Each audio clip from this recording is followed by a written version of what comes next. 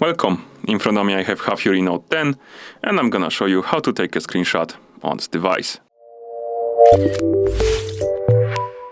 First, let's go to the screen we want to capture. For example, let's open the Chrome browser. And now to take a screenshot, we need to press and hold the power button and volume down button together. Like this.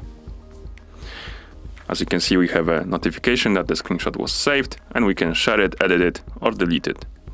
We can also take the screenshot another way. To do it, press and hold the power button. And when this menu appears, tap on screenshot option. Like that. And there's also another way to take a screenshot. To do it, open the quick panel by swiping down from the top of the screen twice. Like this. And you have a screenshot option.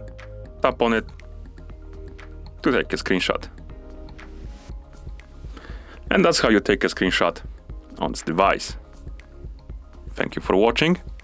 If you found this video helpful, please consider subscribing to our channel and leaving the like on the video.